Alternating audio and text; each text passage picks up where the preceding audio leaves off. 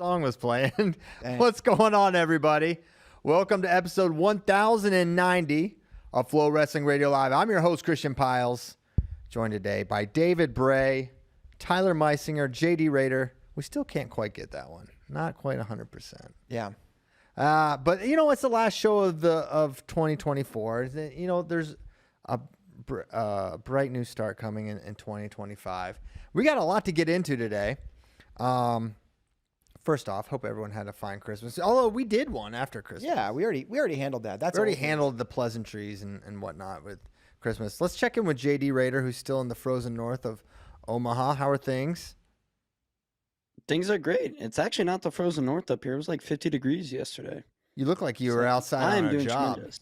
like laying down asphalt or something. Yeah, you know, hey, you're up there with your khakis and your new shoes from Christmas and Bray with his socks and sandals. Me, I'm blue collar Midwest. This is so blue collar. Straight off the site from this morning, doing chores. Now I gotta get my podcast on. We're gonna Canadian. They often refer to this is blue collar in 2024. They often refer to the construction site as doing chores. Do you have the tooth in or out right now? Yeah, look at it. I actually don't have it. It's broken. Wow. Again? Were you eating another hard shell taco? Obviously not. I bet this was a Christmas toffee situation. It broke about 3 weeks ago. And it took me a while to finally get into the dentist. You know, I'm a busy guy. He's got a lot going on. You just got to go toothless for a month. Tyler, you've been gone. You haven't even been on the show. You know what I was thinking about today? Tell me. We got to make today's show really good because we're not going to see everyone until next year. Oh my gosh. Oh, wow. That's a good one, and that's interesting perspective. Okay. You really. Yeah, we don't have a soundboard, but if we did, booze would be raining. Mm-hmm. Whatever, dude. But no, good one, Tyler. Extending Bo Nichols' first name. Also, thank you. What is it? What does he say? No, Whatever. you nailed that. That was perfect. Save it for quote of the year, dude. Here's the show. Here's what we're doing. We're gonna talk Soldier Salute, particularly 84 Ferrari versus Gabe Arnold. That potentially happening, and other happenings with the Salute and Midlands as those tournament started yesterday. They will conclude today. So we're going to talk about all that. And then we're going to do our end of the year awards. JD had this idea, and I think it's going to make for a very fun show. And of course, we will answer your questions. JD, where shall we begin, sir? Let's start at Soldier Salute. Little emptier than we thought it was going to be. Apparently some sickness went through Minnesota and some teams didn't bring their star guys. But we didn't think Angelo Ferrari and Gabe Arnold were going to wrestle. Mm-hmm. You are maybe changing your mind. Yeah. Do you still think they're going to wrestle? I went on the record on the BEG Wrestling podcast, if you happen to hear it, because they were excited about this matchup. I was like, guys, I hate to burst your bubble, but I don't think this match is going to happen because Gabe's going. And, what's the point in Angelo wrestling him? Because, it just could kind of create a thing where there doesn't need to be a thing. Well, and then Coach Brands talks with the media last week. And, of course, we knew they were both entered. But then he basically says, hey, we have two great options, which means Angelo's an option. And then he also said, we're going to wrestle the best guy, which means, you would assume the wrestler that wins this tournament would be, at least for this point in time, the best guy. Now, he didn't say that. We have to read, a level or two deeper, but it doesn't take a fool to realize that maybe this is more of a competition than we realize. And yeah, I do think that Gabe and Angelo will wrestle. I don't know that for a fact, no inside information, just based on what Coach Brands has said. And it's a little surprising, but then this day and age with, wrestling your best lineup just makes sense, and sitting guys that are ready to go, I think makes less and less sense. And I think Angelo looks ready. And I saw JD was just doing this motion, just rubbing his hands together. Why are you fired up about this, JD? Because if we're not going to get the roster match at 174, we better get it at 184. That's a fact. And yes, JD alluding to Nelson Brands not being at the Soldier Salute, not wrestling, just Patrick Kennedy. And he could have a potentially tough final between either Jared Sima of UNI or Danny Wask of Navy. Both those guys really tough. But it doesn't feel like he's going to be able to put his stamp on the weight class, right? It doesn't feel like you're going to be able to definitively say Patrick Kennedy proved he has to be the 174 for Iowa, because he's not going to get to wrestle Nelson, and there's not like Cade DuVos type of guy for him to prove himself against. So it's going to be interesting with 74.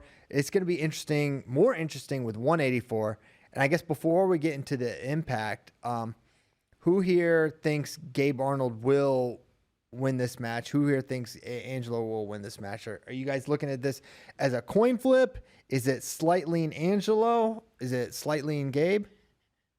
Why I have a tough time predicting this match to this point is the best person we've seen for I Wrestle is Bachman. Yes. Who, very tough.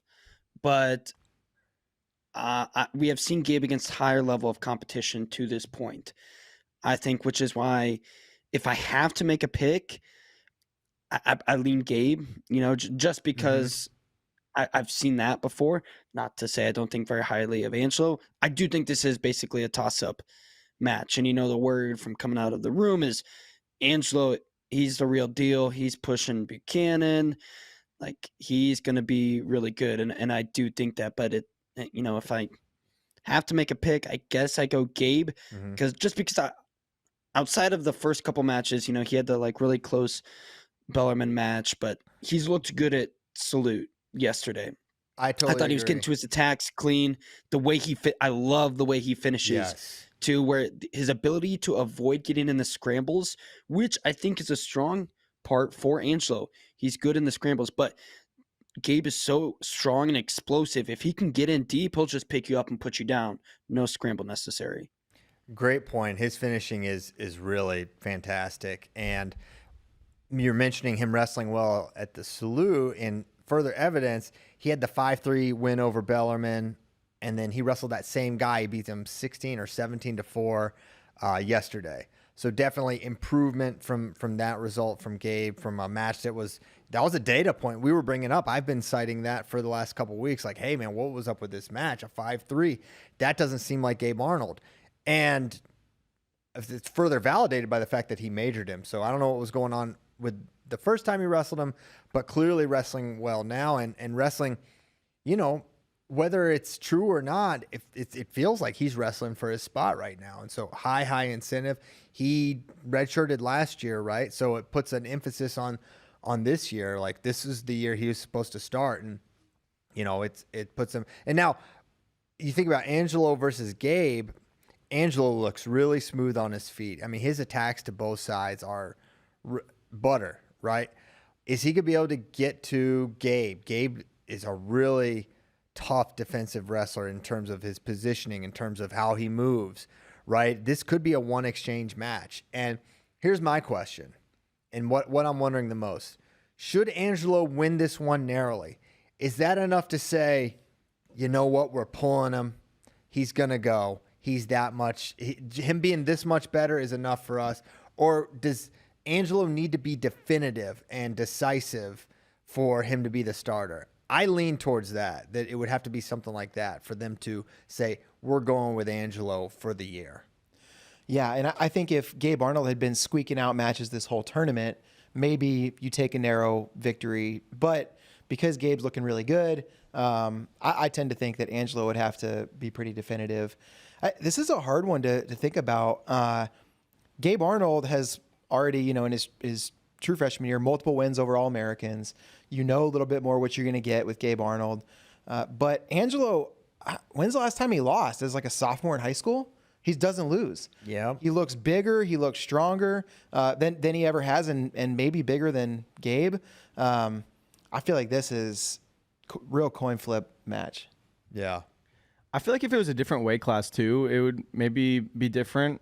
Like at 184, feels if it was the difference between maybe a guy who's going to take fifth and a guy who's going to make the finals. Right. Whereas at 184 this year, it feels like we know who's going to make the finals at that weight. Yes. Unless Angelo can prove that he can beat one of those guys, which I don't think you can do in a match with Gabe Arnold, no matter how well you do. Yeah, that's my opinion. Yeah, I agree. But then again, maybe it's a situation where if Angelo wins this, and maybe they use him against Penn State. If he beats Carter Starachi, Yeah. I mean, then you would have an idea. But Yeah. at this point, you're right. It's tough for him to prove it apart from that opportunity. And if that's the goal for Angelo is to earn that starting spot, what a bummer that you don't get McAnally. We didn't expect Keckeisen for sure to be in the bracket, but don't get him. Berge. Don't get Berge in the bracket because those would have told us a lot. And now all we have to go on is this potential wrestle off. Yeah, a room battle, which, familiarity is, changes things. And that's probably even has me more leaning towards this being a tighter match, just that there is probably familiarity there. No McAnally's a bummer. No Keckeisen, no Berge. Really, a lot of the big names that we talked about on the December 26th show did not show up outside of Iowa's big guns, and even some of the Iowa big guns didn't make it. And that was kind of one of the stories as the field sort of unfolded. It's like, oh man, it's not quite what we were hoping for. No Gable, but apparently I think JD mentioned it, but the flu bug running through the Minnesota team. I'm curious why UNI doesn't send their starters here, because I know they've wanted to wrestle Iowa for a long time, and now it feels like, you can't get a dual schedule, but would feel like a good opportunity to get all your starters against basically all of Iowa starters. And in a field where not many other teams are sending their big guns, you could get a lot of head-to-head matchups. It's not the same as a duel, but I still think it would have been a cool thing to see. Robuto beat Ratchi. Yeah. So Ratchi was back down at 49? Mm-hmm. That's interesting. This could be a silly statement, but that to me says something about Ja'Cory. Yeah. Right? Like, it feels like Ratchi is that option at 57 if Ja'Cory's not right. And if he's down at 49, maybe I could be looking way too into it, but I think there's something there. Mm-hmm. There's some good there's a good semi there. I think Lachlan versus Real Buto, and then Parko's a pretty big favorite, I think. Yeah, Will Chell is his semifinal. Yeah. Which, by the way, start in 45 minutes? Or is it 15? I think it's 15. I think 15. Yeah, 15. Starts really soon. So let me know if my internet goes bad, because I might be doing a little second screen. Oh my peeking gosh, second screen experience over here. Benefit of being not in studio. Does anyone think that Angelo and Gabe will not wrestle if they make the finals? I'm not getting my hopes up. Really? So you I'll say that. still lean to them not wrestling? I don't know where I lean, but I'm going in expecting them not to. That way I will be pleasantly surprised if they do and not disappointed if they This don't. is a man who's been hurt before too. We've been hurt. Yeah. We've Yes. been hurt. We've got the scars to prove it. I feel similarly that I want to see it, but who knows? I feel like it's whether it happens or not. I think it's going to happen. That's great. Yeah. I'm getting my hopes up, Christian. You're setting me up for letdown. Hope is powerful. I have an opinion that I want to know if you guys would agree with or not. Someone in the chat is saying like Gabe beats Angelo in the room. I don't know if that guy knows anything, but let's say it was true. Okay. Let's say Gabe does beat Angelo in the room all the time. To me, I feel like I would still give Angelo like a stronger edge in a tournament, like in a real competition setting like this, like outside of the room. I don't know why. I think I just like Angelo's trajectory a lot. What do you guys feel about that? Because real competition is different from practice. It certainly is. I don't know. I would think if what was happening in the room would probably come out on the mat as it pertains to these two guys. It just seems like Angelo's getting better and better. I doubt there's I would be surprised to learn that Gabe thumps on Angelo in the room. I would be more inclined to think it's close, or I'm leaning Angelo. Maybe I'm way too high on Angelo based on an Evan Bachman win. But there's other things that I think both these guys are going to have a hard time getting takedowns the more I watch each of them. But yeah, possibly. Hey, Friday, February 14, Minnesota duel. That's Iowa, Minnesota, and Minneapolis. Ooh. So that could be another time to use them. That's their chance at McAnally. Take your Valentine's sweetheart out to dinner at like 4 so you can watch that. Day. Yeah, go to the Golden Corral. That's right. Hit the sizzler early. Hey, why do we think Nelson's injured and that's why maybe he hasn't been looking top notch Nelson and now isn't wrestling? I don't know. But And what Coach does this mean moving forward for that spot? Coach Brand certainly alluded to a health thing going on with he and potentially Ryder Block. So now whether it's new or it's been something he's dealing with, I didn't get an injured vibe from Nelson in his matches. He just, for whatever reason wasn't scoring a lot of points. But that's something that is not unfamiliar to Nelson in different points in his career. So that was my general read, but maybe there was something going on. But now it feels like, How do you think they settle this spot moving forward? man, then, I don't know. if you don't get it here. I feel like it makes a really difficult situation for the Iowa staff, unless it's Kennedy's spot at this point, and we just don't know it. Because how do you go about who gets what opportunity? Used to be, and Iowa's been in this situation before. It's not the depth of Iowa. It's not unfamiliar territory, right? They had this with Clark and Gilman and many other wrestlers. Clark Ramos back in the day, and they usually would settle it at Midlands, right? That was typically how you would see it figured out. And then you would sometimes see a little back and forth with dual meets, and but now, are they going to have enough opportunities in dual meets to compare, and with no Midlands or Soldier Salute to compare with the two? I'm not sure what they'll do, but Kennedy continues to score a lot of points and look really, really good at 174. But he's still, at this point in the year, it's crazy that these teams can go months and you don't see a ranked wrestler. Mm-hmm. Like, you see it with other teams, and like the paring down of schedules is a common theme with a lot of college teams. But man, it's crazy that you go half a year or half a season and not hit a ranked guy, right? Not hit a top 20 guy. Feels like at some point you need to sort of test yourself. Yeah. It gets tricky to try to sort this out now that we're moving into like Big Ten duels too for Iowa, because when you're trying to set your duel lineup, you're thinking about what's the best way to win this dual meet more than you're thinking about setting that spot. Mm-hmm. So I guess what you want ideally is like a dual meet you feel pretty comfortable the team's going to win, where there's a really good 174 pounder that you could, test them against. And then you get multiple duels like that. That's what you need, is like chances to like feel pretty secure about the win and not think about who's the best 174 option against this team. But, I don't know if you're going to get that. You can't just like design your dual meet schedule that way. One thing I'll say about Carson Hartschla, January 25. One thing I'll say about it too is like with these roster battles, and there's been these over the years, it always feels like at the end of the year you have a clear answer, right? This time it feels murky. You're not sure how it's going to settle out, but things just have a way of figuring themselves out. The last one I remember feeling like I don't know who they should use going into Big Tens was Rashid and Kassar, where you had Rashid had some better tournament results. Kassar beat Colin Moore. There was apparently, I think there was a wrestle off where Shakur beat him, but of course we don't know that for sure. And so you didn't really know who the best guy was that year. It was tough to say. The other crazy one was the multi-weight Oklahoma State bump down. That was crazy. That was nuts. And it was like, who should they use? At the end, Chandler Rogers or Joe Smith. And I mean, like that one was nuts too. That was very insane. And because remember they had Gear at 84, and Jacoby Smith had been wrestling there, and then Jacoby cut down to 74, where Joe Smith had been wrestling.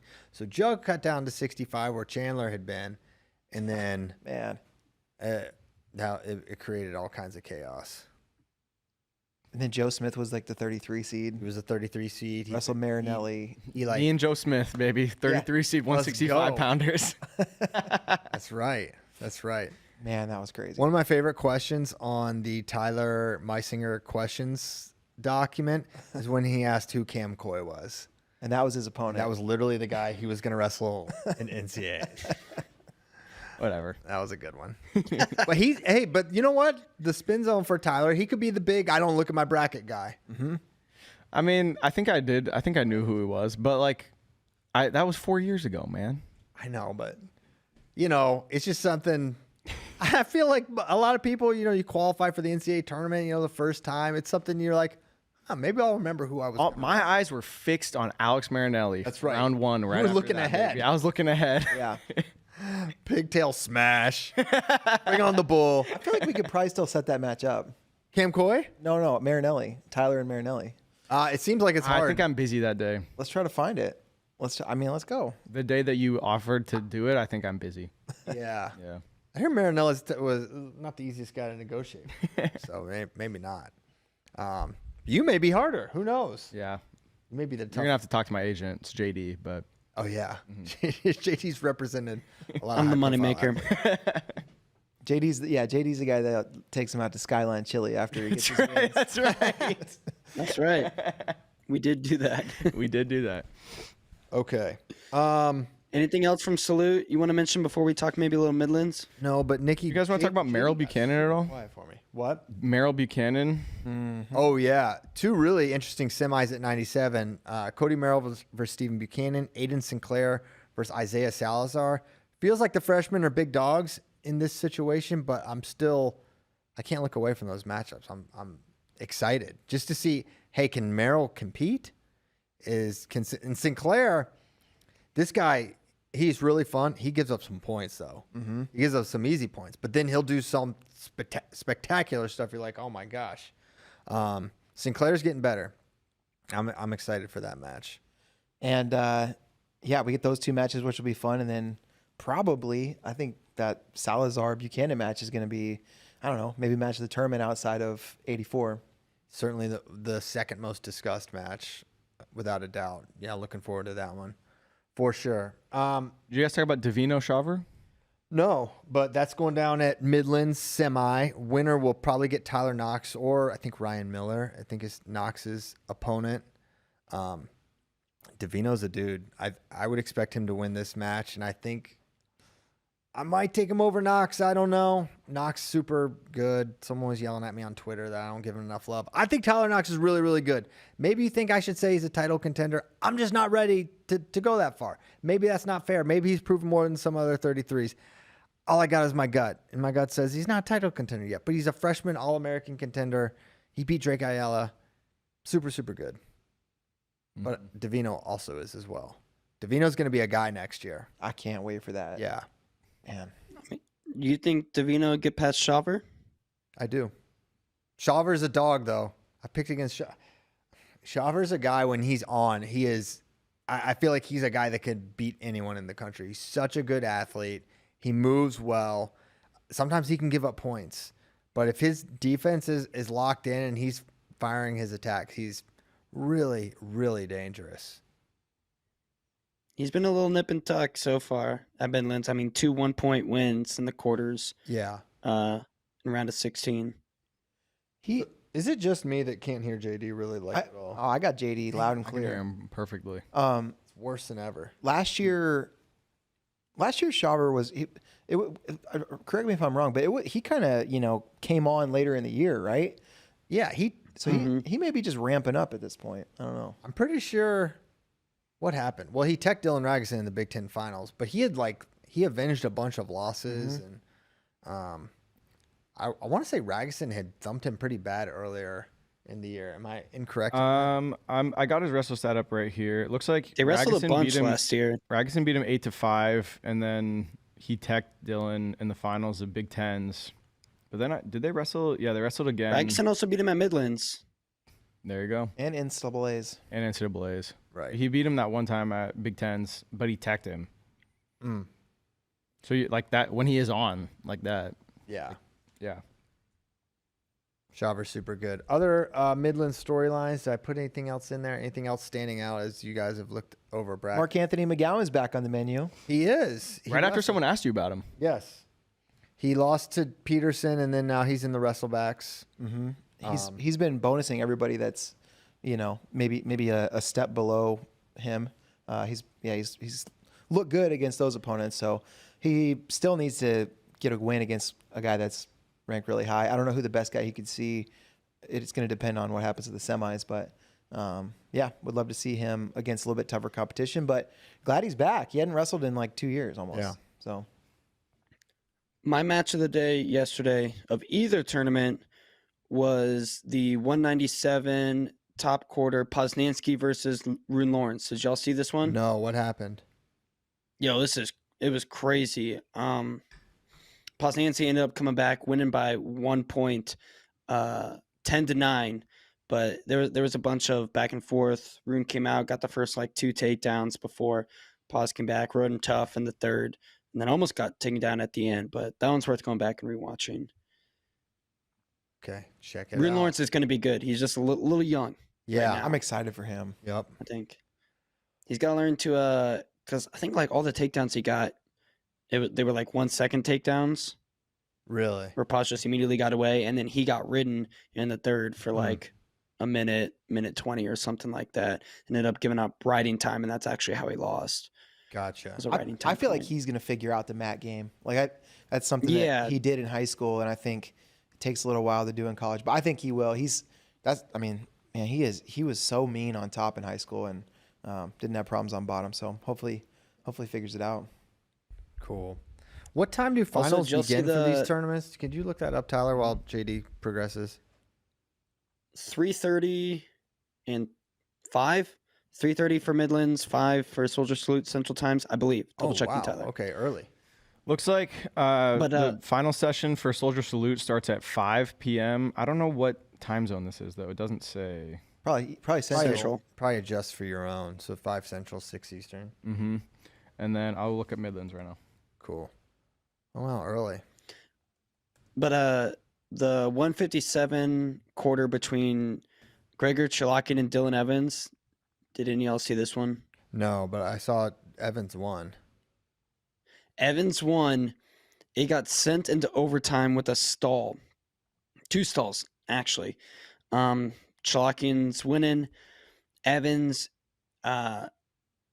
gets in on a shot, kind of on the edge, and Chalakin is fleeing. He's like basically trying to crawl out of bounds, but he doesn't get out of bounds. And then so they just sit on the edge, and then time runs out, and then they call him for stalling, No way. which sent it into overtime. That's crazy. And then Evans got the takedown in overtime. Wow. It was wild. After the whistle stall, that is nuts. I didn't know that Yes. was something you could do. And it was like he tried to get out of bounds pretty clearly, but they didn't call stalling. And then they just kind of sit there and like shin whizzer. Evans is like trying to pull him back on. He can't.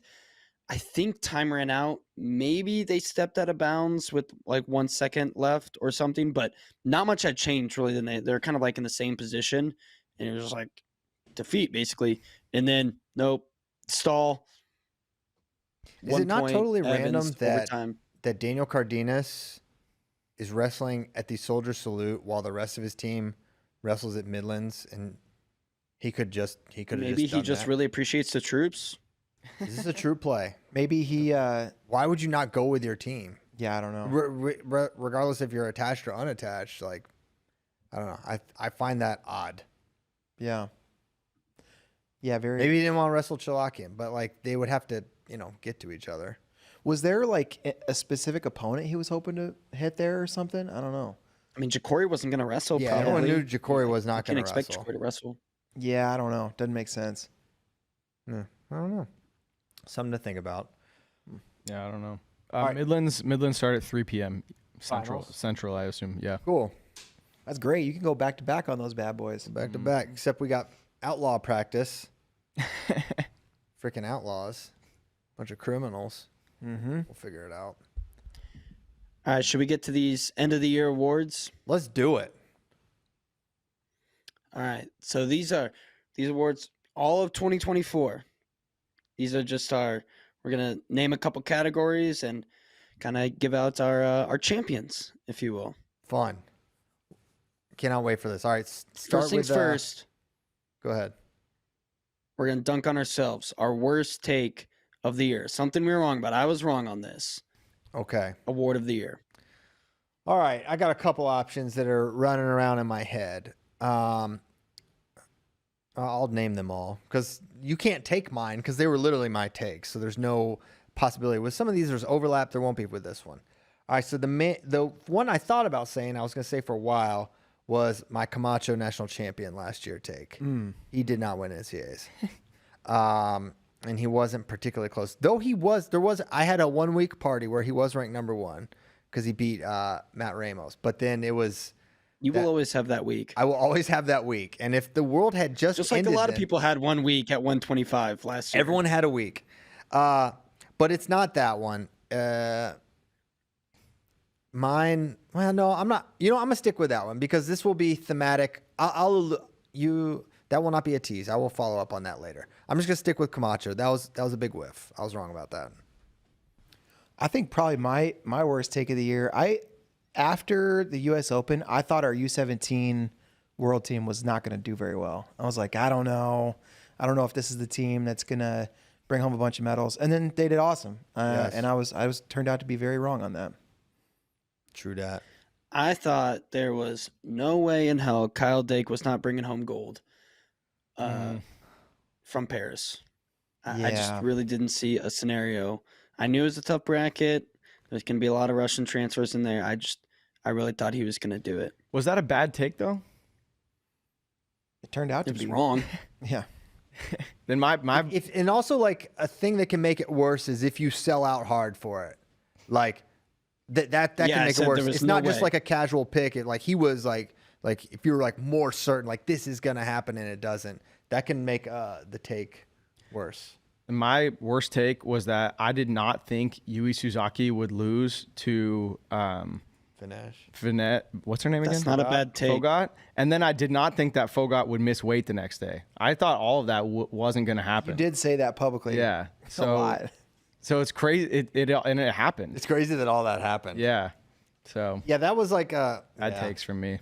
That was a bad take. The worst take I read was that that Vinesh should still get like the silver medal and stuff. That Yeah. drove me insane. There's a lot of that going around. Yeah, that was crazy to me. Well, I did think the way Rubber worked, it might have been. There's maybe a better way to do that. There's maybe a 'Cause they better literally way to just do bumped it. Somebody But who lost. I don't think You there's can a just change the rules. Yeah. They're already written. well. That's true. There could be a better way to do it, but also none of the ways involve Vinesh wrestling or getting something, in my opinion. Like Correct. I didn't think that. But yeah. Cool. All right. I Those didn't like somebody who lost in the semis being in the finals. yeah. Yeah. Understandable. But it worked out awesome for Sarah. So I don't Yeah. that's what that was the best part. All right. Next one. Redemption time. Your best take of the year. Now this I really had to rack my brain because there's a lot of best takes in my mind. Mine probably was my declaration that this is like the toughest Olympic field, that all the asterisk talk was pure nonsense. It's never been harder to win an Olympic gold medal. And I feel like the quality of wrestling we saw, the depth of wrestling we saw, never, ever been higher. It bared out in unfortunately, the results for Team USA. I felt like that. And then also my later realization, but then I felt really strongly about it the last like couple weeks before the Olympics, just that Zamalov was definitely the best guy at 74. I really felt strongly like he was the worst matchup for Kyle, that he was totally under the radar because he'd been off the grid. Bro. What? He should have lost. He lost to He Bleak. literally lost. Oh, give me a break. There's no world where you cannot watch. If I made you watch the 74 kilogram bracket, there's no other conclusion other than that's the best guy in the bracket, and not close. Yeah, there's a conclusion where they don't call that erroneous. There is a Flea at conclusion the where end, you and maybe Valiev think gets his hand raised. Yeah, Listen. you think Valiev might be the best. If no one serious, including you guys, would ever think Valiev is the best 74. No one thinks He's that. not After the best, watching but that he tournament? he did win that match. After He's not the watching that best. I tournament, thought he won that match. He won that match, yeah. and then he won almost his did. bronze medal match too. It's about who's best that day. Yeah. I think Kyle Dake is better than Zhamlov, but not that day. You He think lost he's to Japan. no? I do not think Kyle Dake's better than Zhamalov. He murdered. I do. He killed everyone. Valiev, okay, Would Kyle Dake ever lose to Valiev? Would it ever even be certainly that close like possible. Absolutely, he could It is absolutely lose to Valiev. that? But I would predict him to win, as would you. I know you predict Kyle to beat everyone. I know that's what I'm saying, and I'm saying I think Valiev beat Zhamlov that day. Yeah, I mean that was bad. And there's a That was difference. There's a bad. difference between best wrestler and best wrestler that day. Yeah, and Zhamalov was both, which is the best part. I think if Valiev went on to like lose his bronze medal match, then I would see what your argument that like you can't watch that and say that anyone was better. But I think that because he basically beat Zhamlov and then won his bronze medal match, there is an argument to be made that like he was better at that tournament. Yeah, but look at the path that. And if you think he's doing that to Japan in the finals, no freaking way. Valiev's whole game is like, how little can I do? And it almost worked. And then the refs, they said, no, it's not going to work, actually. Sorry. So, yeah, my best take, My worst the world is amazing, and all the asterisk nerds, you're nerds. This was the best field. Beat it. Better than 21. That's big coming from you. You don't think it would have been better if Sidakov was there? It's the best field the Olympics has ever seen. Okay. That is fair. My best take was I said Japan lightweights ball out at the Olympics and they're going to have a good Olympics. And my goodness, did they. Yeah, they did pretty good. Jeez. You did say that, and then it happened. And so now I'm kind of like irritated at you, JD. And then they did it at the Worlds too. And they did it at World. That was a good one. I think we'll talk a lot about Japan in the various segments. Mm-hmm. Maybe. All right. I don't know. Maybe for me, I don't know. JD was asking who was going to be like a kind of a breakout star, who's number one, and it was going to be Jaden James, and then it was. So that was Yeah, that's true. good. Yeah. You called that. Yeah. Cool. Match of the year. Ooh, should we make some What was your nominations for favorite this? match of the year? I'll nominate Zepeda Bassett, Super 32. Mm-hmm. Yes, that's one of my. I had two nominations, and that was one of them. Mine, David Taylor, Gassimpur. Oh my gosh. That was so awesome. Another one of mine, Kyle Dake, Sabalov. Mm-hmm. I rewatched that. Oh, man. And it wasn't really the best match in that way, and like, oh wow. But it was it was a frustrating week for Team USA, probably frustrating for Kyle. Frustrating for me, and that was the most frustrating match. The officials, the way they did the challenge, and they didn't understand what Cody was challenging and when, and they totally messed that up.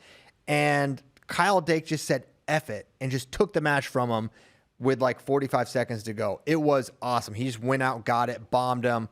And it's kind of also like, that's what a lot of people have said, man, that's what Kyle can do when he just like flips a switch. And he just went Captain Insano on Sabalov and just, also being there. It was just sort of an electric atmosphere and an amazing night of wrestling. So that's up there for me. Dude, his match with Takatani was crazy too. I know that like it didn't go the way that we wanted it to, but the score may have ended up lopsided, but there were times where I thought he was going to come back and win that match too. Well, he came out and got the first score. But without a doubt, the match of the year, the greatest match, the match that brought me more joy, 125 kilograms, Geno Petriashvili versus Amir Zare. It was on my list. The win. He wins. He texts Zare. He humiliates him, honestly. And then he lets him within a close. It's like how I, when I wrestle around with Caleb, you let him get kind of close, But at the end, you're going to get the takedown. That's what Geno did to Zare for the Olympic title. And from a sentimental standpoint, the idea of seeing Geno lose back-to-back Olympic finals in like meltdown fashion would, even though he's Georgian, not American, man, you just kind of as a human feel for the guy. Yeah. So it was great that he won, how he won. You'll never find a bigger Zare fan than me, and even still, I'll say that was the match of the year. The other one that I had on my list from the Olympics was Sebastian Rivera against Tumor Ocher. That was on my list. Oh my too. God. That match was amazing. That was so good. I've gone back and watched that a few times since then, and like the fact that Seabass wanted to challenge earlier in the match, and Buxton was like, "No, just Get go out there and wrestle. wrestle. Just go wrestle." And then he needed the challenge late because the knee hit, but the official was on the wrong side, and he won with that challenge. And like great tactics, just pedal to the metal, both guys, whole match. That was so super fun. Very good. The last one I want to mention is actually like a duo, but Card taking out O'Toole and then Messenbrink, that back-to-back, and how awesome both of those matches were. The way Carr kind of came back against Keegan, and then Mitchell almost coming back at the end. That was insane. And I guess actually that reminds me too, Messenbrink versus Burrows, that whole match I was going to say in State College. Messenbrink Hamity, Big Ten Finals. Oh my gosh. Hamity was dominating yeah. him. And then Mitchell just went Captain Insano. Messenbrink Burrows, that was, I don't know if that was that was something. It was a lot of a energy. moment. Yeah, it was a moment. I don't know how good the match was. It was pretty, good scoring. It was better than the Nolf Burrows match, which was just kind of a snoozer. Burrows kind of dominated Mitchell in that match. Yeah, though. he did. Yeah, but it was all about the antics. Yeah. And the crowd. Yeah. Mm-hmm. It made me sad though. It was. Yeah. All right. A lot of good matches. That was a lot of good matches. Like I said, I think mine goes to Taylor Gassenpour. But Yeah. a lot of good I think options. Sajulayev Gassenpour I would like to also nominate. Yeah. Yeah. Felt like a one move match. Yeah, but that one move was crazy. That was insane. It was sick. That's why it's It my was number insane 4 at the end. for it's my next segment.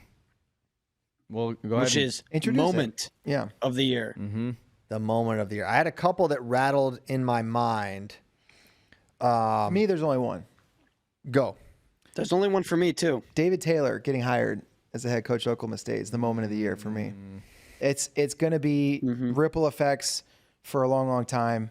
And it was like, we cover wrestling all year round. We're following it all the time. There are very few times where like something happens and immediately we're like, how quickly can we get in a car and like travel, go, cover this thing that happens. And that was one of those where we just, it was a landscape shifting event. We thought it was going to, Oklahoma State head coaching job might kind of stay in that Oklahoma State family. And it was a total shakeup. And so that moment was nuts. Like, I just remember that you get that feeling in your head where it's like, whoa, this is, vibrations. It was nuts. It's like, the closest thing was how it felt when Kale went to Penn State. For sure. Another moment of the year, maybe related to that, the singlet pool. Yeah. The Heat singlet pool. gosh. Think of, You want that's to the isolate ripple. a very literally a moment. That's the moment. And The butterfly effect. he doesn't do that. I don't think matchups matter. Zahid matches up pretty good against Aaron Brooks. He is a horrible. Maybe he would have beat David that day. Maybe it was just David's day at 86 was done, and he would have lost to Zahid. To me, I don't see that. I just think David would beat Zahid Valencia every time.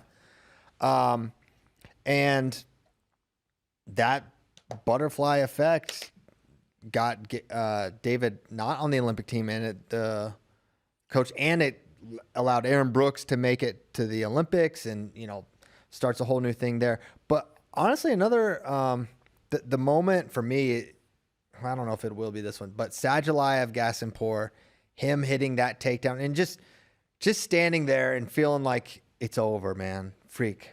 David's last tournament, he's not even gonna get pulled back. He's not even gonna get to wrestle for bronze. Like, this is unbelievably sad. And then out of nowhere, I've never been so happy to see Sadulayev have success than I was in that moment. And it really was also like to me, just a defining moment for Sadulayev, who's had so many moments in his career, but like for him to, and I know he kind of did it against Iran the year before, but this just, I don't know why this felt different to me. This felt like his, like a cherry on top from an amazing career that's not over, but this is like the number one on the reel. This is how you bring it home on the Sadulayev highlight, or maybe it's how you start it. But it's the moment for me, and it's the moment from the wrestler of this generation, whether we like it or not. And the secondary fact that it brought David Taylor back and allowed David Taylor to go out like a beast and like a legend should, like you hope a legend would get to end their career, because not many do. And he got to, and so that was a moment for me. Another honorable mention, and I'll shut up. Mijan Lopez, 5 Olympics, takes his shoes off. That's a moment. That's a moment where you're like, there's not many records where you're like, that will never be broken. Like, but what one they said, and I remember this as an Orioles fan, when Cal broke the all-time consecutive game streak, they're like, this record will never be broken. Like, it definitive. We will never see another player play for 20 straight years in baseball. It's not going to happen. And then this feels like one. 5 Olympic championships in wrestling consecutively. There's no way. Look at him. Man, what a And he'd do it again if he wanted it. What a beast. He's the only person that can break this record. He's the only person that can break it. It's Mijan. He would just have to do it again.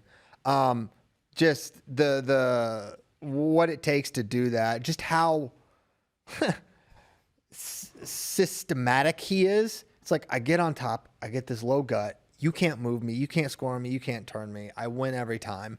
And he did it for so long. I remember in 2016, Nomad's like, after he won, he's like, he's the greatest ever. He's passes Carroll in it. And then he went and won the Olympics 2 more times after that. It's just crazy. And it was a really cool moment when it happened, like the music and the respect and, the PA, I think it was Jason. It just brought the moment. It felt really special. And so, yeah, definitely Mijan. Remember this legendary tweet? This is from, what year did he post this? 2018, Andy posted this. So he was only a 3-time Olympic champion at the time. Yeah. But Andy's like, when you're Mijan Lopez, you've won 3 Olympic golds and 5 world titles. You wear a Mijan Lopez singlet. Yeah, not many people can wear their own singlet. It is so awesome. Beast. Oh, my gosh. So, yeah, that's my moment. I'll stop. I had David Taylor on there. I had Mijan. I had Sadulayev. The single pull, that was a good pull. No pun intended. I also had Vinesh Phogat missing weight. Oh, my gosh. Because no other moment, I feel like, set the entire world on fire like that. Like, obviously, maybe Mijan was more talked about. Maybe not. No. Though. But, like, it was just appreciation, whereas this got people, like, fired up. That is, yeah, you're right. That was incredibly significant. I thought it was the most discussed thing that happened at all of the Olympics. And it felt like, yes, it felt like one of those things where it had like the niche, basically our people, like the freaking super freak wrestling fans, were all engaged in talking about. And then you had a level out of fans that were like, what is happening? Wait, this is crazy. What happened? Like, it felt like it had just real significance. It was a huge moment. And yeah, that was crazy. Like, we see the wrestling stories that people are writing about, and normally when wrestling is going on, it's the wrestling publications that are writing about things. But that moment, it was like, Indian newspapers and they got the whole country of India, which is a lot of people. Behind it. But it's like Japanese newspapers, Indian newspapers, like all these like non-wrestling people were covering that. That was nuts. And not to mention the fact that was she so beat crazy. like the GOAT. Yeah. Quasi. Right. That was the huge thing. And it was so crazy for us because we're like waking up and finding out here in the States, like, what? No. Like, you just don't think that's going to happen at the Olympics, that somebody's going to miss weight at the Olympic Day Games. 2. Yeah, This isn't especially a state championship. the athlete who was trending the most the day before for the opposite, for like, Yes. yeah, that was nuts. That was crazy. Yeah, Spencer Lee beating I Thomas also Goodman. had Penn. Oh, for sure. that was a big deal at the time. Huge. One I of had the Penn State breaking the NCAA point scoring record, yeah, that was nuts. potentially cementing themselves as the greatest team Yeah. of all time. So I had, Until this year, yeah, where they re-break it. I know. And then I also had Carter Starachi winning his 4th NCAA title on a bum leg. That one, maybe not quite in this tier, but just, a career-defining moment, kind of like the Sadulayev win, of one of the greatest NCAA wrestlers of all time. It really was. Yeah. And then there was a lot of drama in the conference week with him, and he's upset he didn't get to wrestle, and all that was kind of like part of that moment. And then, Upset of the year from the 9 seed, Carter Starachi.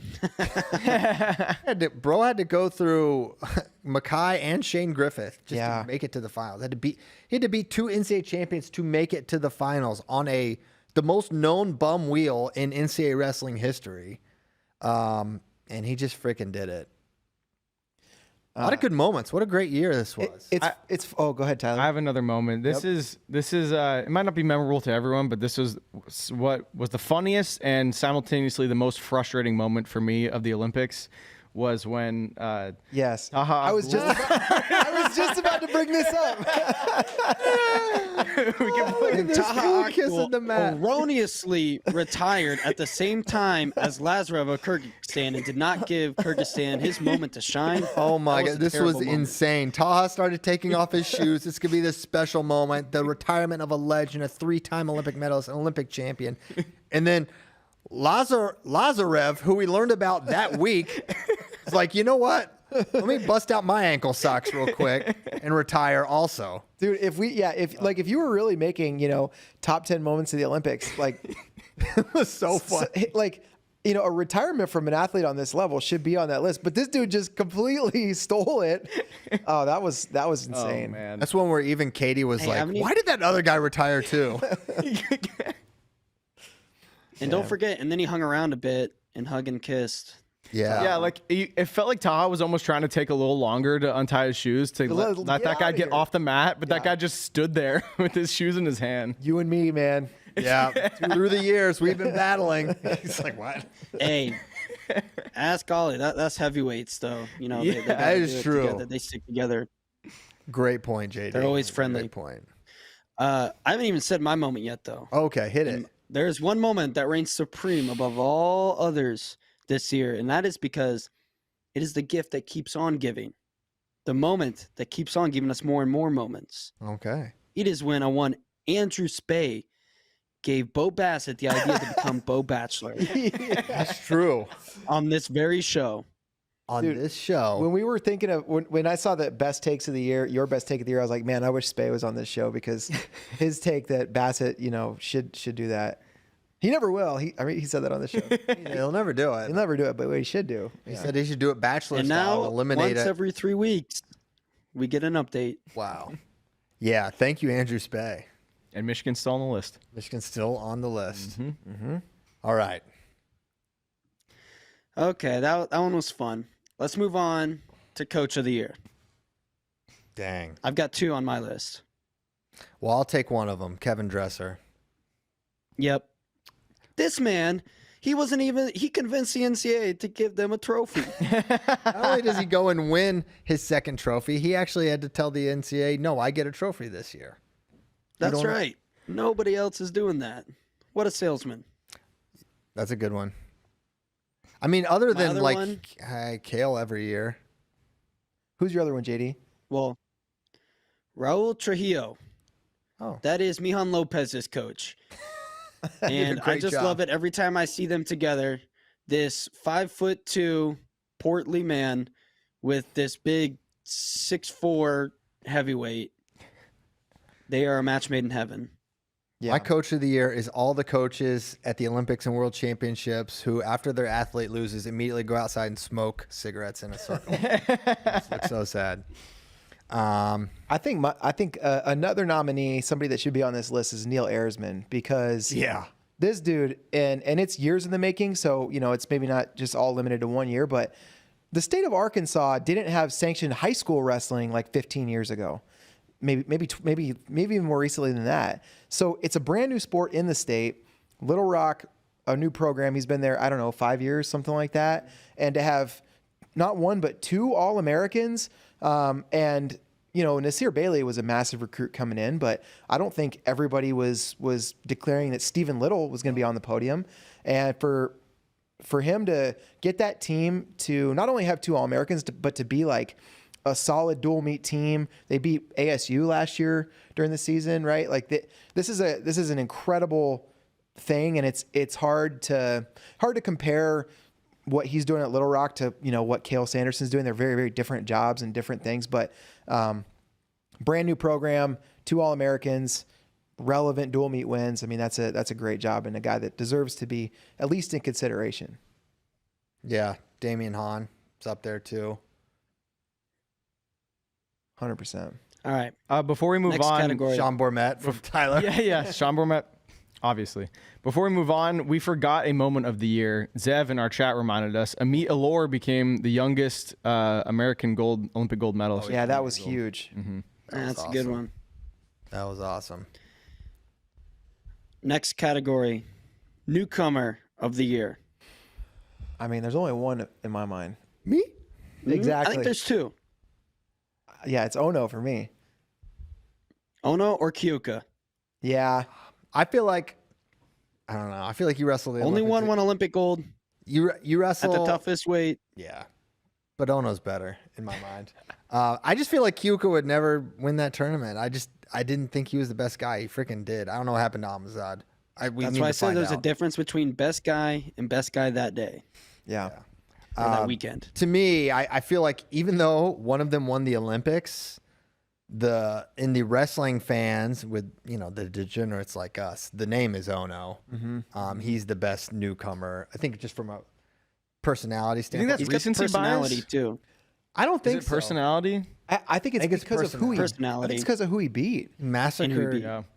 he also kills everybody. He killed Uguev. He killed Vito. Like, yeah, this guy's a mass murderer. Yeah. And just like the lead up, like him crashing Vito's interview, Yeah. like while we were interviewing him, like Saying his favorite wrestler is Jordan Burroughs, who happens to be like inches 3 feet away from him.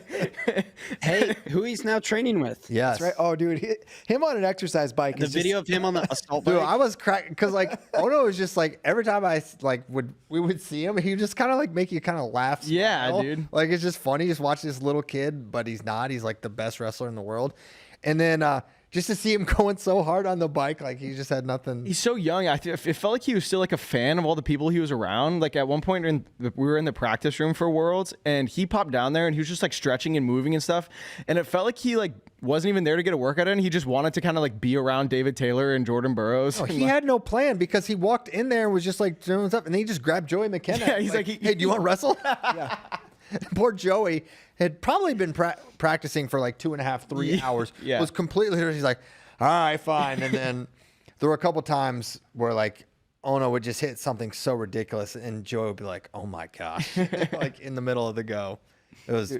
Yeah. Ono's there to like beat world champs and also take selfies and trade singlets and get autographs. Like it's like what? Like he's like the biggest fan, and he's also like the best guy in the tournament.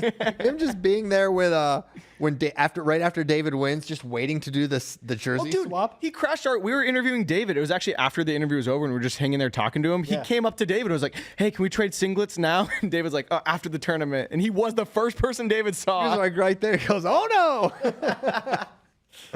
It was amazing.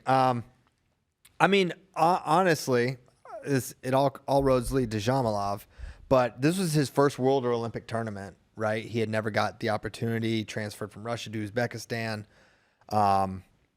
Felt like he won the toughest bracket. He won an even tougher bracket, probably than I think it's tougher than Ono's bracket, even Kyuka's.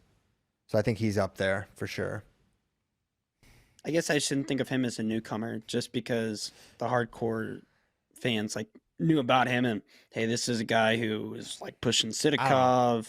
Even with the degenerates, I don't feel like they were speaking of Zamolov coming into it.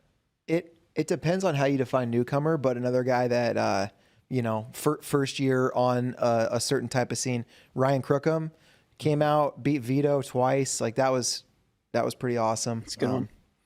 That's a very good one. I think we have to crown Ono though. Yeah. Shout out to Ono. Enjoy your time in America. He could actually win the next category too, which is most improved. Ono? I think Kyuka could win that. Kyuka could. But he just improved like in a month, so I don't even know if that counts. Because he was just like, he lost to Haji Aliyev. Then he won the Olympics. Not that losing to Haji is a slight, but kind of everyone beats Haji. Haji is like everyone's best win. Even though he's like an absolute Craziest legend.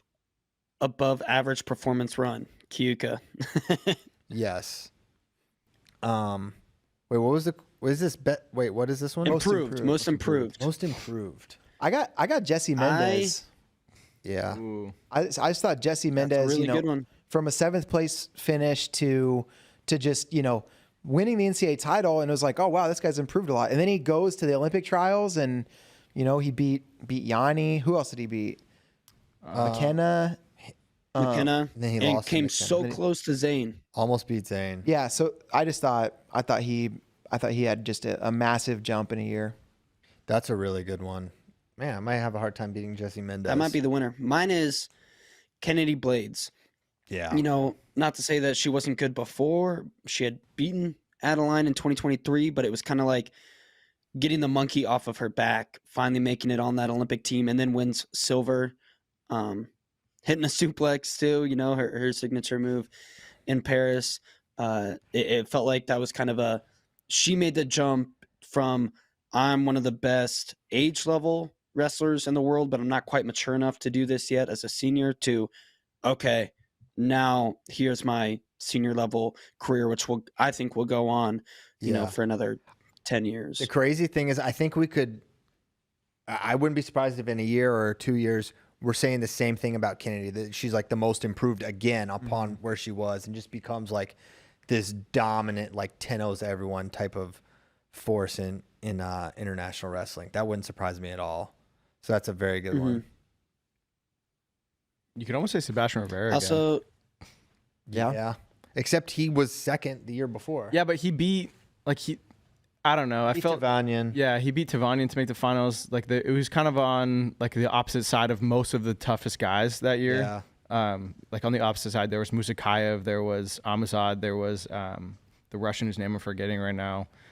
He beat Kochir for bronze. Like he almost beat Kyuka. Yeah. Like it was really close. Super close. I felt like he really established himself as one of those top tier guys at 65 kilos, which is so hard to do. True. it is crazy to think about, like, 4 years ago, you say, hey, Zane Rutherford and Sebastian Rivera are going to be in the same Olympic bracket, and Zane, DNP, but I guess he, unfortunately didn't even really get to compete. Yeah.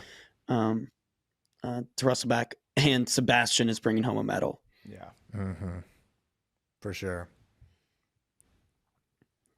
So good I most think, improved. Yeah, Jesse, I think, was a good pull, Bray. That's probably newcomer of the year. For sure. Mm-hmm. Now, this one, just overall wrestler of the year. And the big kahuna. You're going Ono? Is that what you said? He said it's a big kahuna. No, Big kahuna. This is like the big one. This is the big kahuna. Who's wrestler of the He's year? saying kahuna, though. I think that's why you're confused. Yeah. It's close. It's close. Kahuna. Kahuna. He's thinking Kona Big Wave. Yeah. I thought he was thinking. I think he's cojones. Yeah, that's what. Oh, yeah, maybe. Oh, maybe that's Well, it might take big cojones to win this one. Yeah, true. Who is the wrestler of the year? The first name that There's came only to one mind, answer for me. Really? Well, I mean, now that you guys have been talking Mihan Lopez, he's in my mind. But the first name that came to me earlier was Tazunov. Yeah. Mm-hmm. Feels like he's the pound for pound number one, and he won the Olympics. Maybe him. Who's your answer, JD? People are gonna hate me. Bo Bassett. Yeah. Oh, dude. What do you, Yeah. Nobody year. gets the people fired up like Bo Bassett. This dude will not stop competing. He will not stop beating good dudes. He will not stop putting out recruiting updates. The people care the most about Bo Bassett. They love him. It's true. yeah, they do. It really is true. It's actually a good point. Yeah. More so than like anyone in the NCAA right now. Yeah. Which, you know how hard it is to be a high schooler with more interest than most people in the maybe AJ Ferrari. Mm-hmm. Like that's crazy. AJ Ferrari Wrestler of the Year? He's undefeated. That's true. Well, the next category, AJ's my winner. That's a little tease. Okay. What is gonna be? I don't know. The Wrestler of the Year. I kind of want to say Zhamalov. He's gonna be 4 of my answers. For defying the odds and winning a match you lost at the Olympics. Yes, that's the hardest. That's one of the hardest things to do, JD. Just to win a match It you is. lost. Yeah. Yeah. Yeah, Especially these days. super rare. You Yeah. don't even get to go in those back rooms like they used to. No, they just do it all right in front of you now. Spencer Lee kind of emerged as the face of USA Wrestling this year, which a year ago I don't know that I would have thought he was going to be able to do. Yeah, You know, man, it could be recent. I mean, it's honestly, in a way, I almost want to say Sajalayev, because even though he didn't get to go to the Olympics, he kind of did something that will forever define his legacy too, where he beat David Taylor, who was like a pound for pound guy before he lost to Aaron Brooks. But what's going to make it most interesting is if he said he's coming back up to 97. So now we could see him potentially rematch against Tezudinov and get that match back and just make his resume almost unimpeachable. And he basically showed the past 5 years, 6 years, he has not been wrestling at probably his ideal competitive weight Yeah. and still just destroying people, Yeah. which I don't think anybody else in the world could do probably. Yeah, for sure. Okay. All right. Next category, comeback of the year. All right, mine, I think it's obvious. It's Jordan Burroughs. The guy loses Final X 2023 to Chance Marsteller. The guy's booed out of the gym in freaking at the Olympic trials, something we never thought we would ever see, and loses. And he shows up at the World Team Trials. He gets revenge against Chance Marsteller. He beats Levi Haynes, and he's back on the team. And even though it didn't end how we thought or how we hoped at the World Championships in Albania, still that arc of him making the return and then beating Chance is definitely up there for me for comeback of the year. That's pretty feel good, but it's not as entertaining as the one Mr. Fast Twitch making his return, baby. Feels like we need more. Honestly, the answer is Spencer Lee. What am I talking about? Because he actually he came back with hardware, but like as low quote unquote as it was for Jordan not making the team in Final X, it's not as low as Spencer Lee at the U.S. Open withdrawing medical stuff. Wait, who knows, right? It just felt like after the rock bottom seeming moment of getting pinned at the NCAAs, forfeiting out of that tournament, it felt like in a year, the idea that this guy's going to be on the team and an Olympic medalist felt like, yeah, okay, it could happen, but will it really? Probably not. I mean, this guy's just snake bit with the injuries and the health stuff, and then gets on the team, qualifies the weight, and then proceeds to, be right there to win the Olympic gold medal. Just a one exchange away, really, from getting it done. So, yeah, I changed my answer. Spencer Lee. Well, somebody else That was on my list as well. Somebody else we got to throw in there. JD brought up AJ Ferrari, and without AJ Ferrari, we don't get the massive comeback of TP and Esco. Oh, yeah. So That's true. TP and Esco, That's a deep cut if you don't know. they're back. I don't know. Had they created any music in the last like decade, and then all of a sudden Mr. Fat Twitch is back, and boom, TP and Esco drop a track. So Some new TP heat. that's a big comeback. Mihan deserves a shout out in this category too. He just taking comes back every 4 years. 4 years off. Sometimes 5. We got Gable back. That's another comeback. Oh yeah, people Gable. wanted that to be included in moment of the year, but I forgot to mention it. Gable coming back? Yeah, a few people in the chat were. Tell them to wait till comeback of the year category, which is now. Yeah, they didn't know. Yeah. But you know what, guys? Wait till comeback of the year category, which is now. There you go, Good. bro. Also, this one kind of Starachi coming back after, not being able to compete Big Tens. And then, like I said, winning his 4th national title on a bum leg. He did kind of quit for a few minutes too, on Twitter. So Yeah, he said thanks for everything. Yeah, that's true. I forgot about that. Oh my gosh. he feels like he should be in some of these other categories too, just because that was insane. But yeah, comeback of the year. Yeah.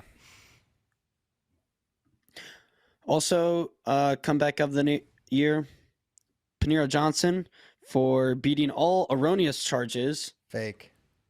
after he was illegally pursued. Entrapped. by They the entrapped government. the entire state of Iowa. Mm-hmm. What was that? That's right.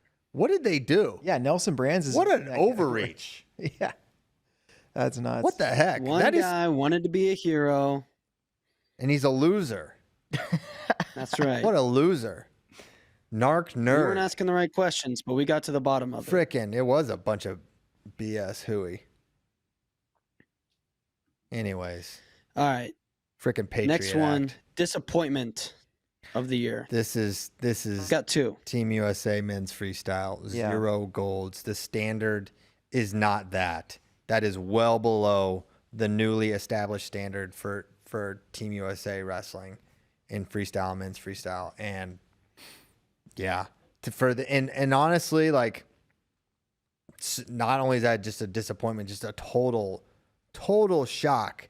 If you had just said, hey, our team is going to be Spencer Lee, Vito, Zane Rutherford, James Green, Kyle Dake, Jordan Burroughs, Aaron Brooks, David Taylor, Kyle Snyder, Mason Paris, we will win 0 golds.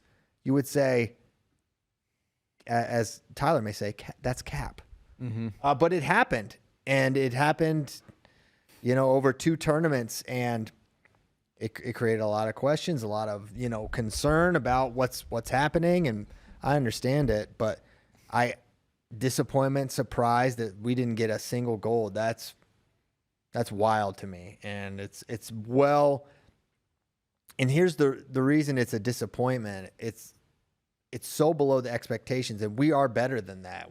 Those guys have almost all those wrestlers are world champions at a certain point. Right.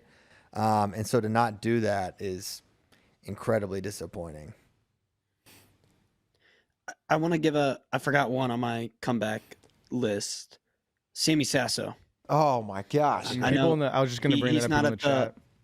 We're saying that. He's not at the level he was a couple years ago, but I mean, this dude can barely walk. Yeah. And now he's a Division I wrestler after being shot. So the man was shot Sammy Sasso's a savage. for sure. Good one. Anyway, my disappointment of the year. I know, CP, you said it was the toughest field at the Olympics, which is true. I am still disappointed that there is asterisk talk because there was no Team Russia at the Olympics. There's was never a been huge more Russians disappointment. at the Olympics. I know. But, I agree with you that it was the toughest field, but just the fact that people can even have that asterisk talk was incredibly disappointing to me. But not as disappointing as no dance from Mihan after he won his 5th. Yeah, I know Olympic he gold. was a little. I don't know. In his ripe old age now, he's matured. He used to do some wild gyrations. No more salsas, no more crotch chops. What's even the point of winning? Yeah. Yeah. I think when it's not your last one, you could put a little pizzazz, but you're like, hey, this is the last one they're gonna show. Maybe I don't do the Degeneration X suck it gesture this time because I got No, to that's when you ramp it up even more. just go crazier. Yeah. It's an option. Imagine that replaying on NBC. Oh, I'd love to. I'm not sure Mian made NBC or not. Yeah, fair. I think probably the right answer is the no golds, and then extend it to worlds too, like no Olympic or world gold medals, even though we had such a loaded group of 10 wrestlers. Yeah. But the thing that probably made me feel like the most disappointed during the year, and just like the thing I felt the most, was the way the Penn State crowd treated Jordan Burroughs. I was just, man, this is disappointing. Like this is. It was one of those things you just feel like, man, this is wrong. This is messed up. Like how doesn't matter what fan base you are. How are you like treating this legend this way? That really like bummed me out the most. Yeah. And certainly didn't expect them to cheer for Jordan against Nolf and Mitchell, but yeah, the boo and the taunting, and yeah, that was disappointing. I think even more disappointing for me was when he lost and then also got eliminated from repechage, but that stupid, like the way that the meltdown from Nakoti in the semis was just like, oh my gosh, dude. What was that? That was a tough day. Because Jordan has been like, he was open about after he made the team. He's like, if I medal, like, who knows, I might be back. So like now I feel like that even reduces. Who knows if we'll get to see Jordan Burroughs wrestle again? It just sucks. You think at the break, the Iranian coaches were like, "Hey, if you win this, Jordan Burroughs might be back next year." Yeah. He was like, "All right, fine. I guess I'm gonna go blow this, phoning it in." Yeah, he did, man. They have a highlight tape. The Iranian meltdowns. I mean, how many matches did these guys blow this year? It's unbelievable. It's hard to do. But they did it. Speaking of an Iranian bright spot, though, Amuzad's dance after he won in the semis was great, JD. Did you see that one? That was a great dance. That was great. And then I don't know if he got too big or what happened. Then he just got, that was tough. All right. Man, it was disappointing that Zane couldn't wrestle back, too, with the head injury. Yeah. It felt like we liked his path back. Then it's like, oh, crap. Bummer. All right. We're not going to end on that sad note. No way. That was sad boy hours. We're going to end. Last category, quote of the year. There's some tough ones, but I think this award was won on January 2nd, 2024. The one, the only Chael P. Sonnen. When discussing the antics of the soldier salute with AJ Ferrari and Zach Glazier. It's a short one, but it cracks me up every time. I mean, there is a point where AJ is saying, hey, man, stop. There's children watching. There's a point where he does that, but Glazer seems to be dead set where he's just coming forward. It's like he saw red or something. He was so upset. The spin zone there from Chael, just all time, that Glazier was the aggressor, that it was just self-defense with AJ. I just love how, like, that was just like a couple of days later. And that also birthed the... where Chael was talking about how he was on Team Unattached, and Team Unattached paid for his singlet and stuff, and then he got kicked off. He thinks he got kicked off Team Unattached. A lot of good quotes there, but for me, it was Chael on Glazier. And that whole rant is so funny. The whole thing. Christian was listening to it in the office earlier, and there's so much more than just that one snippet. Yes. It's so funny, dude. I mean, that was a couple days after this happened, or else... AJ flipping double birds is probably moment of the year, 2023. Mm-hmm. Oh man, that was a moment. That was a fun day.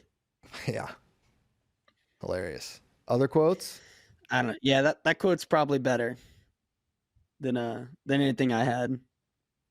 You know what? In this day and age, it should be like best like IG caption or something. Yeah.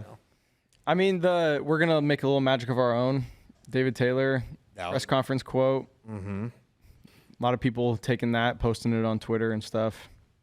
That was a very good one. My quote comes from Kevin Dresser.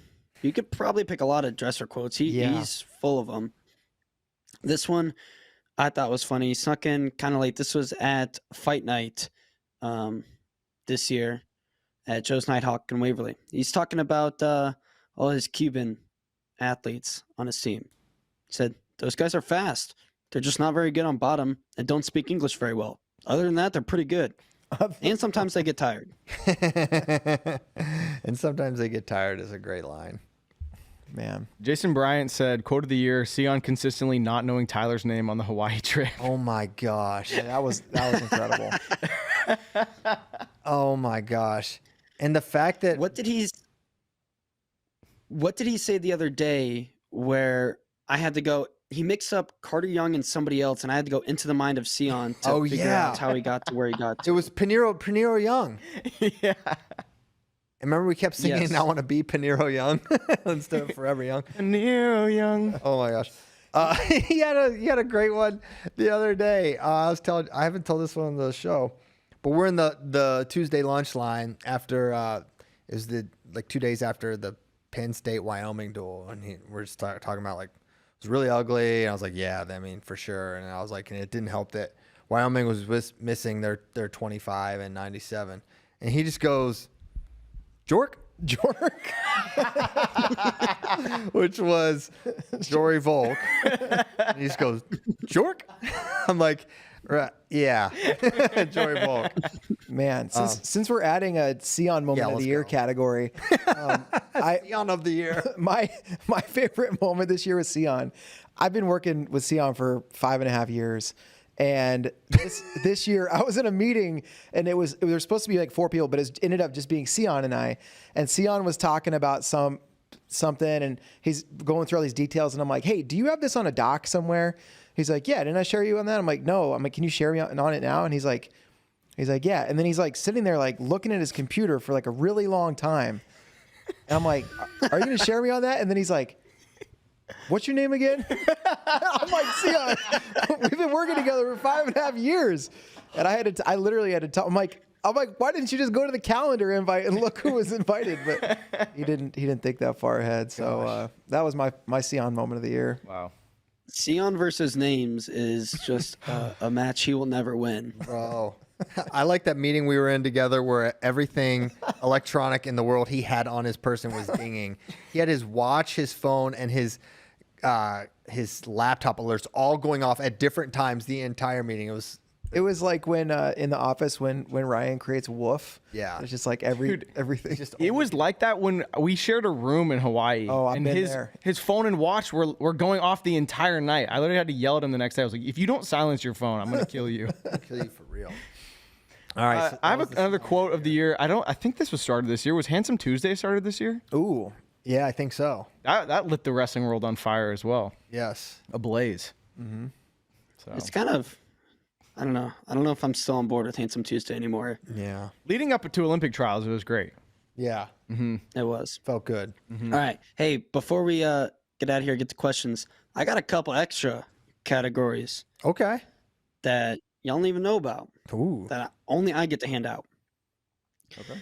This one is the Quentin Tarantino Movie Maker of the Year award. And it goes to Mark Bader Yeah. for Chance. making phenomenal films every year. Chance came out this year. And that's what really got him the win over Ridley Scott I think Vito came out this year too. this year. Yeah, did. Vito was this year. Mm-hmm. Spencer and Austin, WrestleTime USA, I believe, came out this year. Yeah, that's enough to get you past Dick Wolf. Yep, Law and Order guy. that's right. Yeah. Right. Take that. Executive producer Dick Wolf. Yes. All right, this is the Iron Sharpens Iron Metalhead of the Year award. Ooh. Your nominees are Gojira, the band performed at the Olympics, and Andrew Spey. And your winner is Andrew Spey. Yes. Yes. I figured. I was worried. More The hardware. Iron Sharpens Iron Metalhead of the Year award. This is the Andrew only way Spey. Flow Wrestling people can I don't get know. awards. We have to give them to ourselves. I don't know if you guys have been for our listeners. If you don't read the weekly roundup, Spey has been comparing wrestling teams to bands. Yeah. And it's fantastic. So if you needed a reason to read the weekly roundup by Spey. Yeah. Spey also, by the way, programming note, he delayed the roundup by 1 day so he could include Soldier Salute and Midlands, which I think is a good idea. I think that's a you good go. idea. The next category, the Diabolically Online Person of the Year award. Ooh. This goes to none other than the father, Mr. John Kozak. He is online. Because nobody, he sees everything first. He sees it all, and he sees it first. This dude, I don't know how he does it. He is always on Twitter, Instagram, forums, Discords, etc., etc. And he listens to And, all the shows, Yeah. which is the hardest Yes. part. He's got that thing in Harry Potter where you can like do your day twice or whatever. Yeah. Yeah. Maybe that's possible. That's possible. And he also got a new ping pong Next paddle, category. which has me a little worried. The next category is the My Son Should Be Ranked Higher award sponsored by Dr. Do. Yes. Oh, I myself am a nominee as a ranker of several things here, but I did not win. The winner, Mr. David Bray. oh yeah. Yeah. Thank you. Wow. One day we just got to release Mm-hmm. all the emails, Oh man, there've been some good ones. including some student submissions via Google Docs. Yeah, we did. We did have Sometimes the that. athletes themselves write little. They kind of get pros. One of my favorites, and I don't want to throw anybody under the bus here, but just in the last couple weeks, the first time I've ever had a parent just completely fabricate a result. And this guy, I'm not going to say who, but he said, "Hey, my son beat this guy at Fargo," and then it was like, "Well, no, that guy actually teched his way through Fargo and won the whole tournament." So my son didn't do that. You can maybe fudge like a 6th or 7th placement or around a 12 or something like that. Saying you beat the beat the guy champ. that won the tournament. That one's tough. Yeah. Maybe it was a right. Valiev situation. Valiev They didn't even. They didn't wrestle each other. Oh, okay. They have never in their lives wrestled each other. Yeah. Well, there you go. The next category, The Simpsons, King of the Hill, Family Guy, South Park, Anime Consumer of the Year Award. Yes. Could be Ono? No, it's Tyler Meisinger. Yes. Big anime head. Wow. Big King of the Hill guy. Big King of the Hill guy. Congrats, Tyler. Wow, thank you. I never thought I'd get an award. It's a major award. You beat Ono. Wow, You beat Ono. You beat Ono. that's great. Should let him know. That's high praise. Even after all the anime Next celebrations he did, he Yes. did the yes, Attack I on know. Titan salute. Yeah. Yes, but then you explained it to all of us. Oh well, that was Hunter x Hunter. That was also not Ono. That was Higuchi. Ray. We don't know what will happen. Yeah. All right, the next one, the Tony Soprano Never Had the Makings of a Varsity Athlete Award, goes to none other than myself, JV Raider. Oh wow. JV Raider. JV Raider. Oh my gosh, that's a good one. That's a- I was certain that was going to Christian. yeah, me too. I was like, oh, here we go. Like, that'd be fair. That'd be fair. And last, but certainly not least, the Joe Rogan Call Her Daddy Podcaster of the Year Award goes to Talk to a Haley Welch. Wow, way to go, Haley. Congratulations. Big year for Haley. Just kidding. Just kidding. Mr. Episode 1000 plus now, CP, Christian Piles. Big year. Yes, yes. Congratulations. Take that, We're Haley. hitting over 1,000 podcasts. Thank you. Thank you, JD. These are good awards.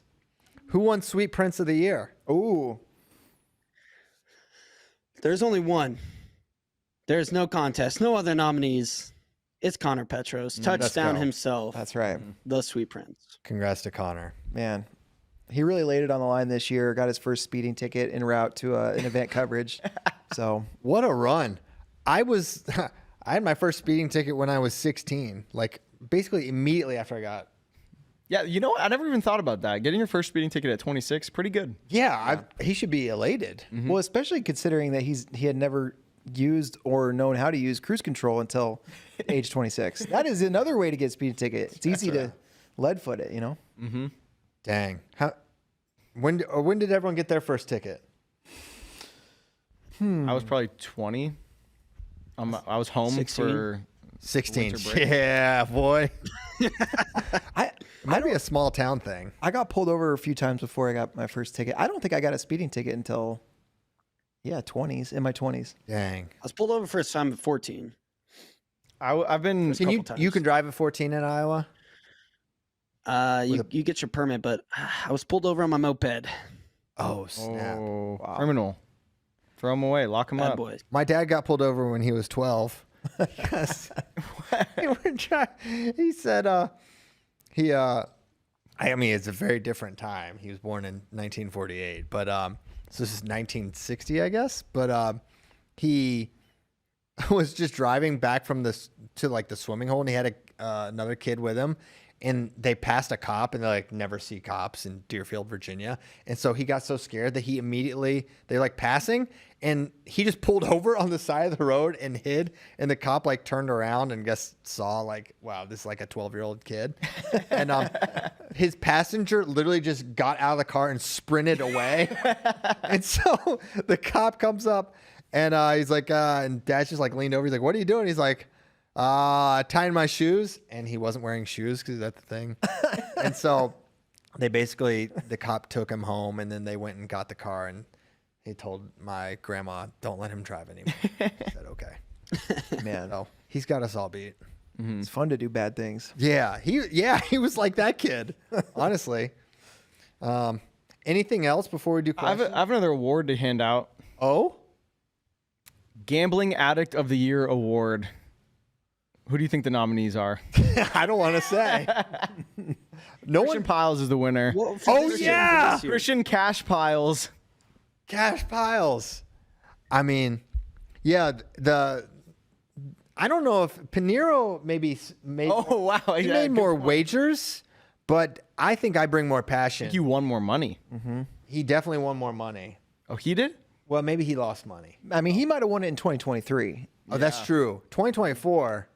Yeah, I'm off You to definitely beat Sion. I'm off to a hot start in 24, and I'm going to be strategic about where I stay when we go to the U.S. Open. Mm-hmm. You know what I'm saying? Circus. That's right. Maybe we run it back. That's right.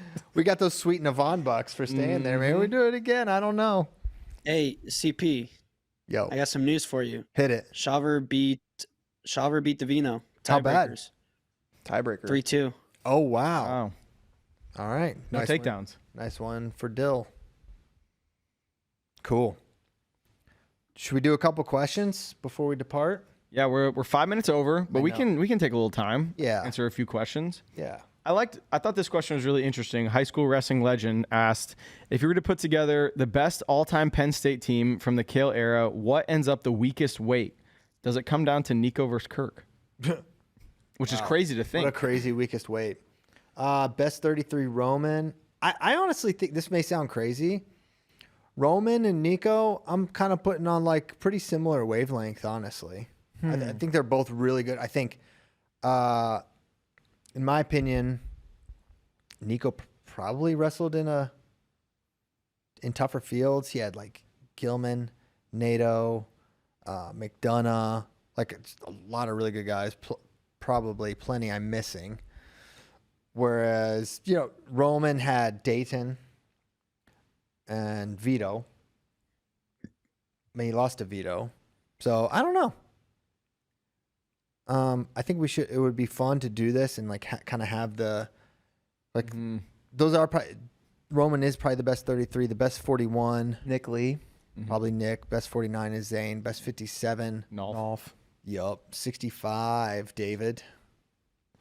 I wonder if we'll say Mesenbrink eventually, but probably not. I don't know. It's possible, definitely possible. 74. Ooh, You got this some- gets fun. You get some flexibility with these. Srirachi weights. and Ruth and Nickel. Mm-hmm. You put Nickel at 97, right? Because What about Aaron Brooks? oh my gosh, Remedies put him at 84. Right? So then you have to go Carter at 74. Do you take Carter over Ed Ruth? Are you telling me?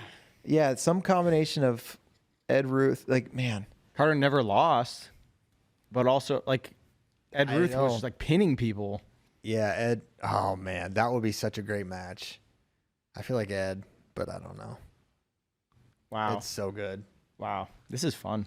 Yeah, That's why I asked the question. good question. Next one. Oh, wow. Okay, we're done with that question. Yeah, I don't. Next question. Hypothetical. You get to go back to last year's NCAA tournament and have one weight re-wrestle the entire bracket 10 more times. Which weight are you choosing and why? Oh man, in a way, 65. yeah. I kind of want. I would Just so I can love. watch Keegan and Carr wrestle 100 more times Here's the thing. or 10 more times. That's right, but no, I have to see 125 10 times. Yeah, that's what I'm because thinking. I just want to be able to say, we said it. This is going to be the craziest. You wrestle it because you always say, man, you wrestle that 10 times, you get to. But I think we really would.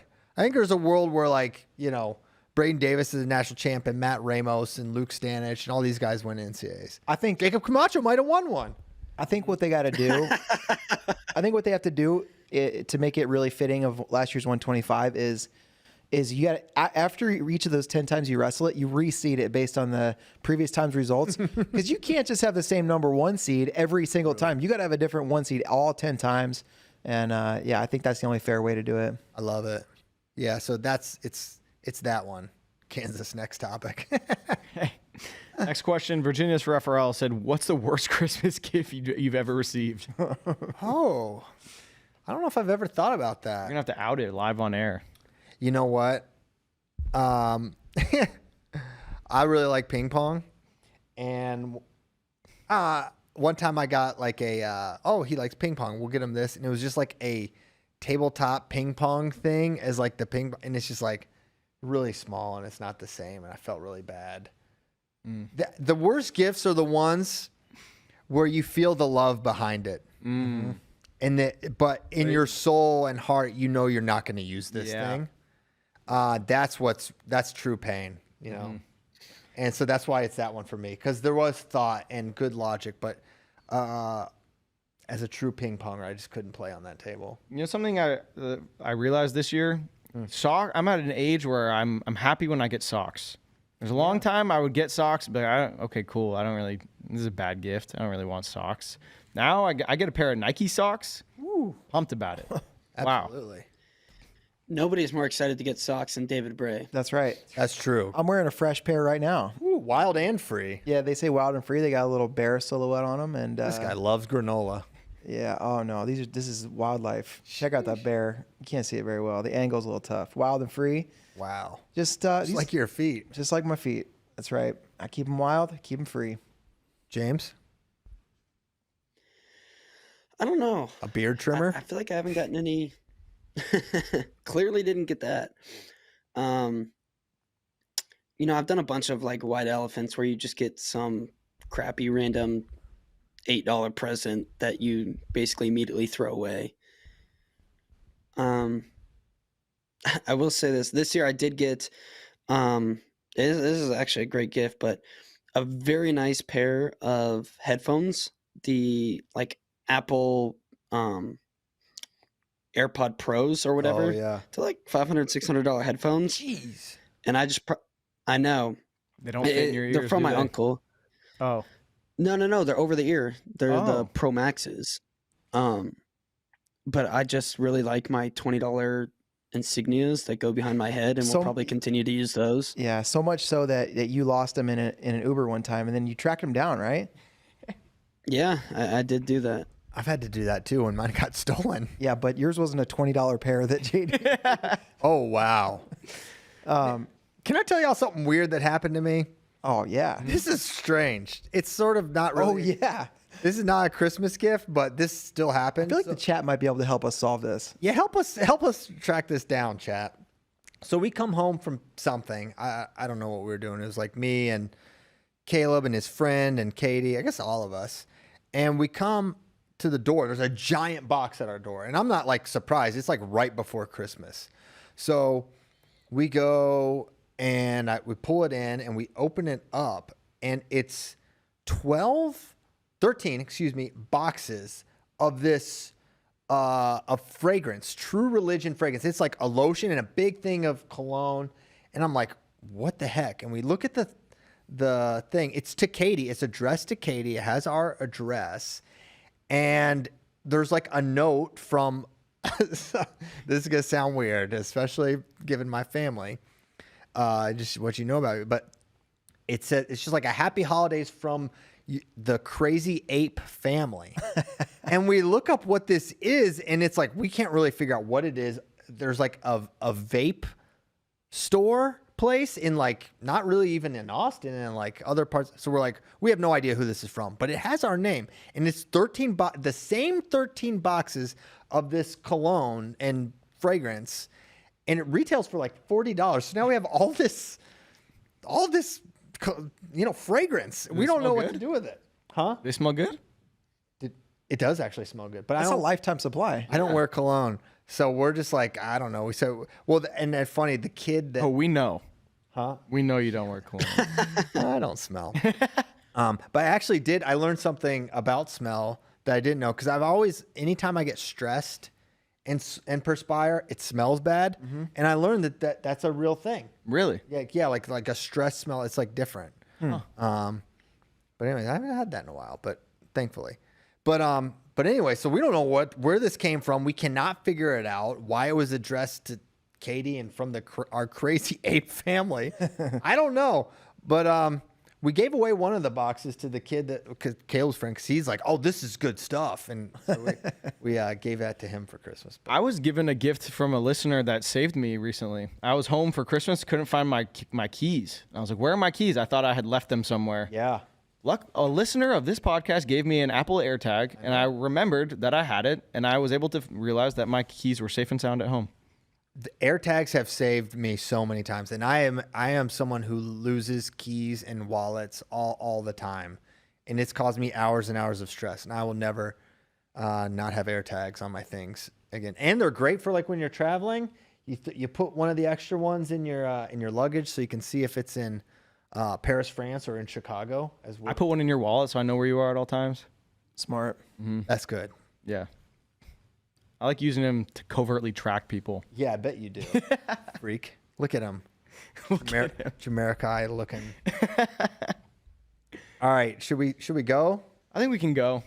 This was a fun show, I gotta say. This is and it's the last show of the year. See you next year. See you next year, guys.